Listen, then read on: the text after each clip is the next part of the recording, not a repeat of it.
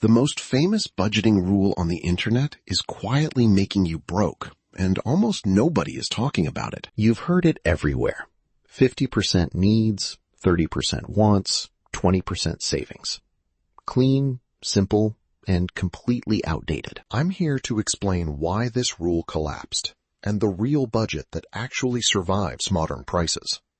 Stick around. First, where did this rule even come from? Because it wasn't invented yesterday by some finance guru online. It came from a bankruptcy expert's book back in 2005, in a very different economic world. Back then, rent was cheaper, groceries were cheaper, and 50% for needs actually left room to breathe. But here's the problem. Prices didn't rise a little. They exploded. And the rule never got updated. Today, the average person spends closer to 65% of their income just on needs alone. 65, not 50. That's a 15% gap you're expected to conjure out of thin air. So when you try the classic rule and still feel broke, it's not your fault. The math is broken. Let's break down where the 50% needs bucket actually goes for most people today. Housing alone now eats 30 to 40% of income in most cities. That's most of the bucket already. Add groceries, transportation, insurance, and utilities, and the bucket overflows before you buy a single coffee. Meanwhile, the 30% wants bucket, for millions, it barely exists anymore. It's a fantasy category. And the 20% for savings? That's the first thing that gets sacrificed when the rent goes up. So we don't need a stricter rule. We need one that flexes with reality. Let me show you mine. The real budget starts with one honest question. How much do your true survival costs actually take? Instead of forcing 50%, you measure your real needs first. For most, that's between 60 and 70. Whatever number you land on, that's your foundation. Not a guru's guess, but your actual life on paper. Then comes the rule that actually matters. Pay yourself first. Before wants, before anything fun. Even if it's just 10% right now, automate it the second your paycheck lands. No thinking required. This flips the whole psychology. You're not saving what's left. You're spending what's left after saving, because whatever's left at the end of the month always mysteriously vanishes. Always. Every single time. Now, here's the category almost every budget forgets, and it's the one that saves you from disaster. Irregular expenses. Car repairs, medical bills, broken laptops. They aren't emergencies. They're guaranteed to happen. So we build a sinking fund. A small monthly amount set aside for the surprises that aren't really surprises. This one habit is why some people never seem stressed about money. They planned for the chaos in advance. So here's the new framework. Forget the rigid 50-30-20. Think in flexible priorities instead. Priority 1, survival needs. Housing, food, transport, insurance. The stuff that keeps the lights on. Priority 2, future you. Savings, investments, retirement. The money working while you sleep at night. Priority 3, the sinking fund. The buffer that catches life's curveballs before they wreck everything. And only then, priority 4, your wants.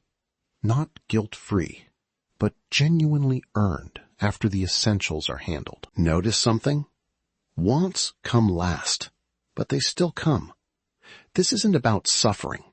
It's about order. Now let's put real numbers on it, because vague advice never changed anybody's bank account. Say you earn $3,000 a month after taxes.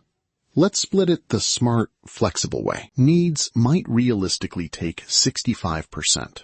That's $1,950. Be brutally honest here. Future you gets 15%. $450. Automated the instant your money hits the account. The sinking fund takes 10%. $300 quietly building your armor against life's surprises. That leaves 10%, $300, for pure wants. Guilt-free, because everything important is already covered. See how different that feels? Same income, but now every dollar has a job before you even touch it. But what if your needs eat 75%? That happens, and it doesn't mean you failed. It means the goal shifts.